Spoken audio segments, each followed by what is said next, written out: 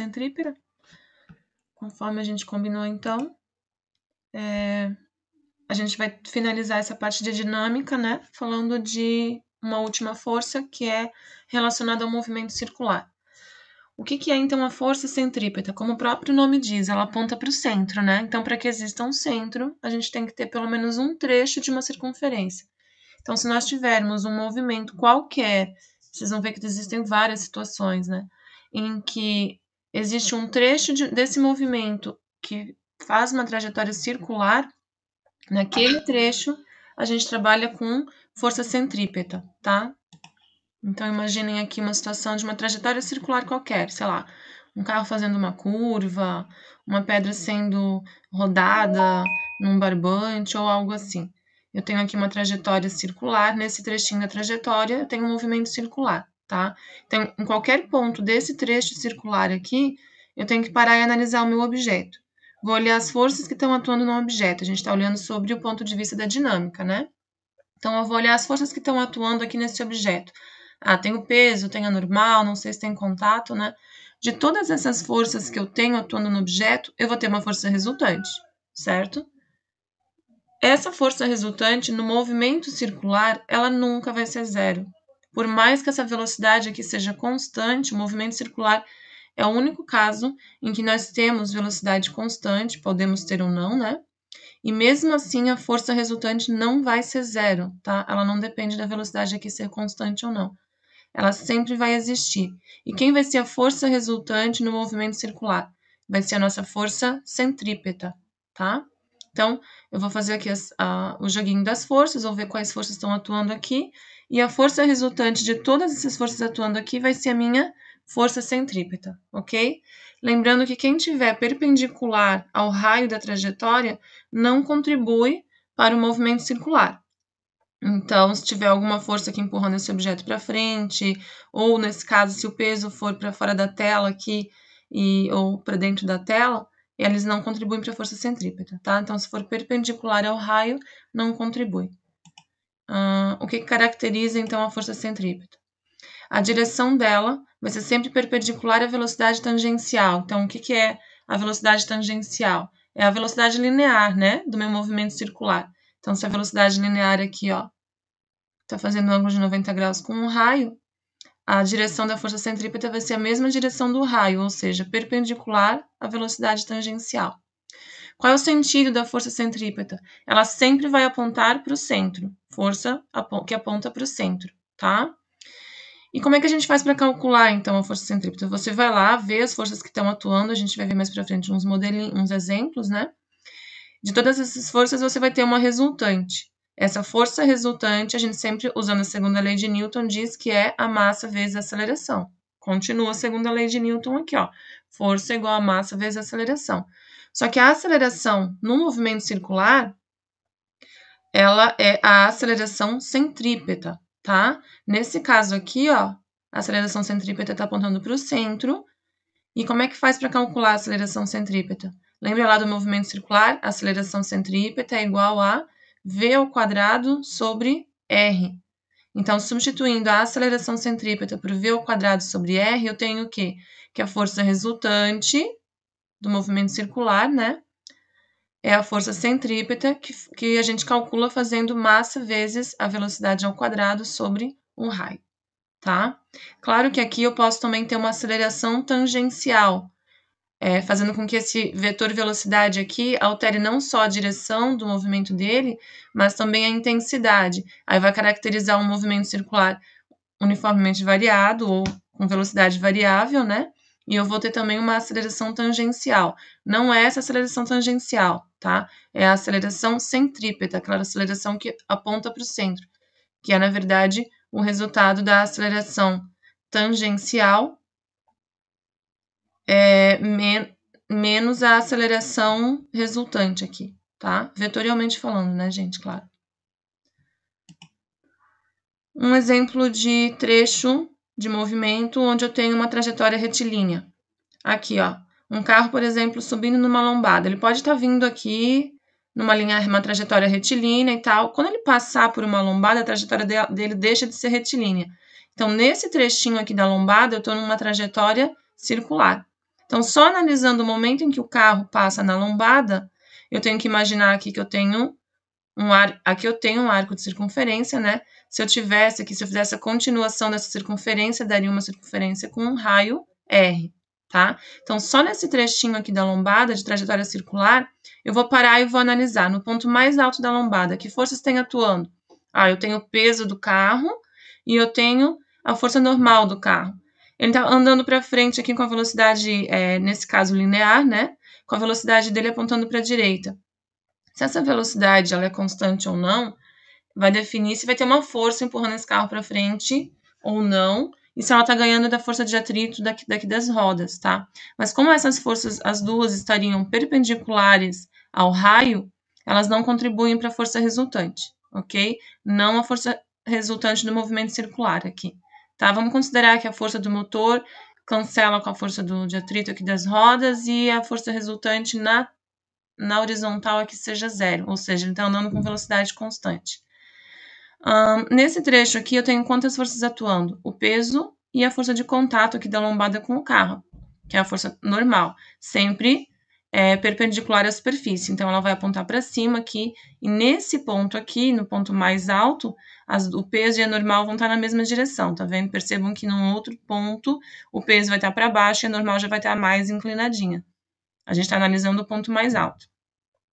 A gente sempre vai considerar um referencial. O nosso referencial aqui, a gente vai apontar que a gente vai determinar que quem aponta para o centro da trajetória vai ser positivo e quem aponta para fora da trajetória, sentido oposto, vai ser negativo, tá? Então, eu vou considerar aqui que o peso é positivo e a normal é negativa. Aqui eu já tenho uma outra situação, como se o carro estivesse passando por uma depressão, tá? Aqui embaixo. Nessa situação aqui, eu vou considerar positivo quem aponta para o centro da trajetória. Nesse caso aqui, ó, a trajetória estaria, a circunferência aqui estaria aqui, né? Então, a normal do carro eu consideraria positiva e o peso do carro negativo. As forças que estão atuando aqui, mesma coisa que aqui, peso e normal, tá? Como é que eu vou determinar a força centrípeta nessas duas situações? Vamos lá, vamos na situação A. A gente combinou que a força resultante é a centrípeta e o que aponta para o centro da trajetória é o positivo. Então, eu vou dizer que a força resultante aqui é peso menos a normal de A, tá? A normal no ponto A. Então, fazendo que a força resultante é peso menos a normal de A, eu vou substituir aqui, ó. No lugar de força resultante, eu vou colocar P menos NA. E isso vai ser igual ao quê? A força centrípeta. Como é que calcula a força centrípeta? M, V ao quadrado sobre R. Então, nesse caso aqui, a velocidade no ponto A ao quadrado dividido pelo raio. Não está discriminado aqui, mas seria a distância entre o ponto A e o O aqui, tá? O raio de A, tá? Da trajetória A. Já no ponto B, ó, eu tenho aqui, o círculo tá aqui, né? Como se fosse completar essa circunferência aqui em cima, ó. Então, eu vou fazer o NB positivo, que está apontando para o centro, e o P negativo. Então, eu vou ter NB menos P é a minha força resultante. Então, substitui aqui a força resultante por NB menos P. Força resultante, segundo a lei de Newton, então é massa vezes a aceleração centrípeta. Então, a massa do carro vezes a aceleração centrípeta, que é V ao quadrado sobre R. Tudo isso vai me dar a força centrípeta. Então, M, velocidade no ponto B ao quadrado, sobre o raio aqui no ponto B, tá bom? Esse é um exemplo de lombada. Vamos ver um outro exemplo aqui. Aqui você tem que imaginar uma mesa, pode imaginar uma mesa aqui, e eu tenho um objeto circulando aqui, ó, no plano dessa mesa, tá? Ele tá preso por um fiozinho, por um barbante, e tem um motorzinho empurrando ele nessa trajetória circular aqui. Imagina que o peso tá apontando para baixo da mesa, é claro, aqui não tá em 3D, né? E a normal tá apontando para cima. Diferente da situação anterior, o peso e a normal, nesse caso aqui, ó, não estão contribuindo com o movimento circular. Eles estão perpendiculares ao raio, tá vendo? O raio seria esse, ó. Como eles estão perpendiculares ao raio, eu vou dizer que na vertical aqui, ó, o peso e a normal têm a mesma intensidade, então em sentidos opostos, eles se anulam, têm o mesmo valor. Normal é igual ao peso. Que outras forças que vai ter aqui atuando? Ah, pode ser a força do motor empurrando esse bloquinho para lá e a força de atrito em contato com a superfície. Mas se eu tivesse força apontando para lá, por exemplo, fazendo com que esse bloquinho rodasse aqui no sentido anti-horário, eu também teria o FAT, né, apontando para o outro lado. E aí, essas duas forças também estariam perpendiculares ao raio. Elas não contribuiriam para o movimento circular. Então, qual é a força resultante aqui nesse caso? Vai ser só a tração. A tração é que está fazendo com que esse objeto faça o percurso circular. Se eu cortar essa corda aqui, esse objeto vai sair pela tangente, ele vai andar numa trajetória retilínea, né? Então, quem está contribuindo para o movimento circular aqui é a minha tração. Então, nesse caso, a tração é a minha força resultante. Por isso que está aqui, ó, tração, força resultante, igual a força centrípeta. mv² sobre R. Tranquilo? Aqui um outro exemplo de um automóvel num looping. Então, eu tenho aqui, pode ser um carro, uma moto, qualquer coisa, né? Vai fazer um movimento circular aqui dentro de um globo da morte. E aí, eu vou analisar alguns trechos dessa situação, tá? Aqui no ponto A, ó, quando o carro está vindo e passando pela parte mais baixa da trajetória. Que forças que eu tenho atuando aqui? Não tem nada segurando esse carro, não tem nenhuma corda, né, para proteger o motorista aqui. Eu tenho só um carro fazendo esse momento aqui na parte mais baixa do meu globo da morte. Nesse ponto, eu vou ter o peso do carro e eu vou ter uma normal aqui, né, que é o contato da grade aqui com o carro. Esse carro está indo para a direita, no sentido anti-horário aqui. A velocidade dele vamos considerar constante. O que está contribuindo para que ele faça a curva aqui? Não é a normal dele aqui, o contato com a grade que vai contribuir para ele fazer a curva? Então, ela contribui para o movimento circular. A gente combinou que quem aponta para o centro é positivo. Então, nesse ponto aqui, quem vai ser a minha força resultante? Vai ser a normal menos o peso, né? Normal não é igual ao peso. Então, vai ser a normal menos o peso. Tá aqui, ó. A normal no ponto A menos o peso vai ser minha força resultante. Como é um movimento circular, a minha força resultante é a força centrípeta. Então, mv² sobre R, tá? Vamos analisar agora aqui no ponto mais alto da trajetória. No ponto mais alto da trajetória, que forças que tem atuando aqui? O carrinho está de cabeça para baixo. A superfície está aqui em cima e a normal ela sempre aponta perpendicular à superfície. Tá vendo que a normal fica apontando para baixo? Então, eu vou ter tanto o peso quanto a força normal apontando para o centro da trajetória. Se as duas estão apontando para o centro da trajetória, são as minhas únicas forças aqui contribuindo para o movimento circular, a soma das duas vai ser a minha força resultante. Então, o peso mais a normal nesse ponto B aqui vai ser minha força resultante. Então, coloca aqui, ó, normal mais o peso é igual à força resultante, que é a força centrípeta, mv² sobre R, certo? E aí a gente tem aqui sempre aquela pergunta, né? Qual é a velocidade mínima que o carro tem que ter para conseguir completar o looping? Vamos lá. Para conseguir completar o looping, ele precisa manter o contato das rodas dele com a grade. Se ele perder esse contato das rodas aqui, ó, com a grade, ele vai cair, certo? Então, ele tem que ter uma velocidade mínima para conseguir completar esse looping. Só que essa velocidade mínima vai ser aquela velocidade que vai colocar ele na iminência de cair. Qualquer velocidade acima desse valor, ele consegue fazer o looping. Então, para calcular essa velocidade mínima, para que ele consiga fazer o looping, eu tenho que dizer que ele está no limite de perder o contato das rodas com a grade aqui do globo. Qual é o limite para que ele perca esse contato? Perder a normal, né? Porque se ele perde o contato da roda com a grade, ele perde a força normal. Então, o limite da velocidade vai ser quando eu considero a normal igual a zero. Então, eu vou pegar aqui a minha equação, que é normal mais o peso tem que dar a força resultante, e eu tenho que dizer que a normal é zero. Então, chama aqui a normal de zero, vai sobrar o quê? P igual mv² sobre R. Isola a velocidade aqui, né? Joga o R para cá multiplicando. O P, substitui o P por mg e corta com esse m aqui, vai sobrar o quê?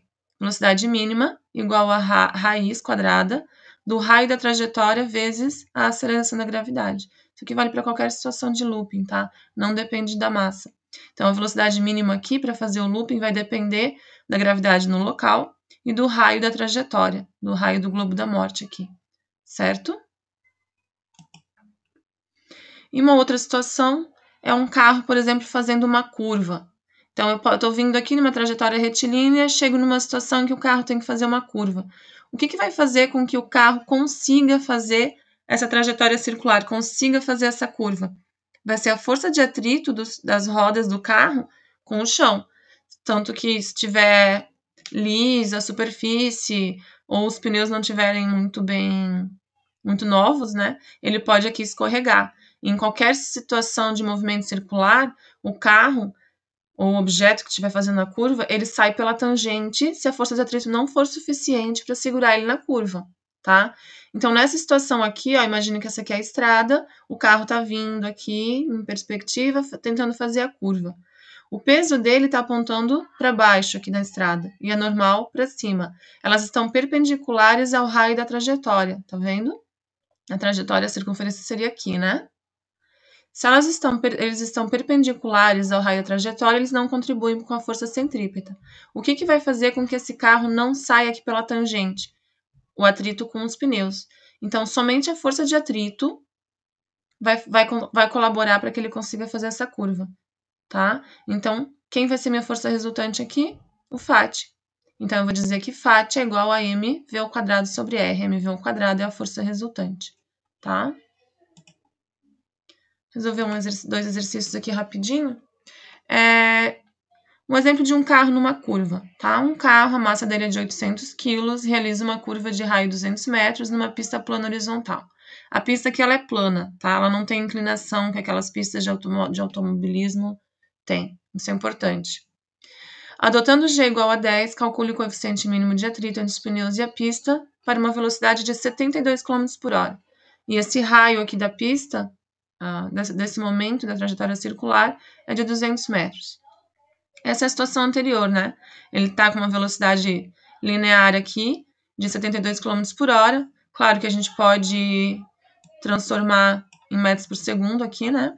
20 metros por segundo. Deve, né? Transformar. E qual vai ser minha força resultante aqui? O próprio FAT. E a força resultante nesse trecho de trajetória circular é a força centrípeta, mv ao quadrado sobre r. Se a gente abrir o FAT aqui, ó, como é que calcula o FAT? Não é μ vezes a normal?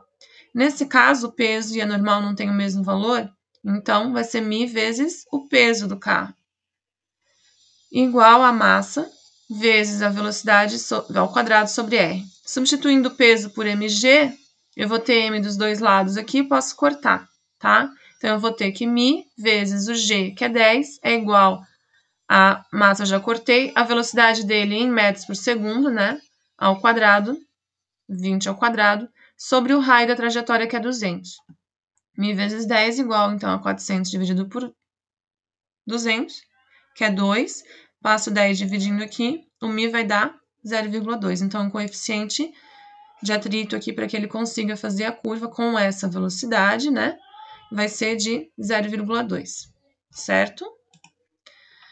Aqui eu tenho uma situação de lombada ou depressão. Vamos ver aqui o enunciado. Um carro de 1.000 kg percorre um trecho de estrada em lombada com velocidade de 20 metros por segundo. O raio é de 80 metros. Então, o raio aqui, ó, ele tá falando de lombada, é essa primeira situação aqui. O raio aqui, nessa circunferência aqui, seria de 80 metros, tá? Determina a intensidade da força que a pista exerce no carro. Ou seja, a força normal aqui, né? Ele quer saber quanto que vale essa normal. Como a gente já havia dito antes, a gente vai colocar como referencial quem aponta para o centro positivo. Então, que forças estão atuando aqui? O peso e a normal. A força do motor do carro aqui a gente não... Ela está perpendicular à trajetória. Então, a força restante vai ser o peso menos a normal. Por que não a normal menos o peso? Por uma questão de referencial, tá? A gente vai colocar positivo apontando para o centro da trajetória. Peso menos a normal vai ser minha força centrípeta. Peso menos a normal, então, eu substituo a força centrípeta por mv ao quadrado sobre r. O peso vai ser a massa do carro, né? Vezes o g, então 10 na 3 vezes 10. A normal aqui eu já passei para cá. Aqui a massa, 10 na 3. A velocidade do carro tá aqui, 20 ao quadrado sobre o raio da trajetória, que é 80. Então, 10 vezes 10 na 3, tá aqui. Passei esse valor... fugiu a palavra. Esse termo aqui eu passei para cá, negativo. Então, vai ficar 20 ao quadrado, 400 vezes 10 na 3. sobre 80, igual ao N. Então, 10 vezes 10 na 3, menos 400 dividido por 80, 5 vezes 10 na 3. Eu tentei deixar já em 10 na 3 aqui, para a gente poder subtrair depois os termos semelhantes. 10 vezes 10 na 3, menos 5 vezes 10 na 3, 5 vezes 10 na 3. Então, a força normal que está atuando no carro aqui, nesse momento em que ele faz um trecho de lombada, é de 5.000 newtons. Tá vendo? É diferente do peso do carro, que é de 10.000 newtons. Tá vendo? Nesse caso aqui, o peso é maior que a normal. Por isso que ele faz a lombada. Certo? Quando ele vinha aqui antes de chegar na lombada, o peso e a normal eram iguais. Então, a normal modifica o valor dela quando está num trecho de lombada ou de depressão aqui, tá? Só mais uma questão. Uma esfera de 2 kg de massa oscila num plano vertical. Ó, eu estou fazendo aqui uma situação que tem um barbante segurando uma bolinha, tá? Eu vou fazer com que ele oscile assim, como se fosse um pêndulo. Ele está suspenso por um fio de 1 metro. Então, se esse comprimento aqui é de 1 metro e eu completar a minha circunferência aqui, ó, automaticamente o raio dessa circunferência também vai ser de 1 metro, tá?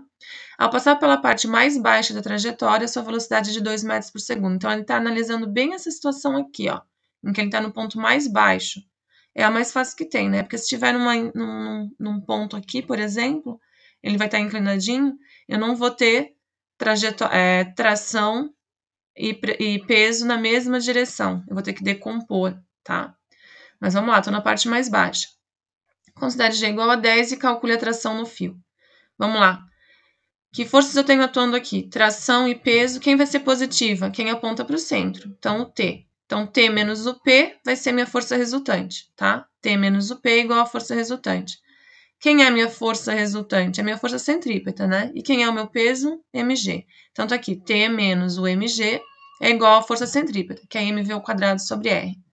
T menos mg, o m é 2, o g é 10, igual a massa, que é 2, vezes a velocidade, que é 2 ao quadrado, sobre o raio, que é de 1 metro. Então, vai ficar T igual 2 vezes 2 ao quadrado, 8, e eu já passei o 20 para cá positivo.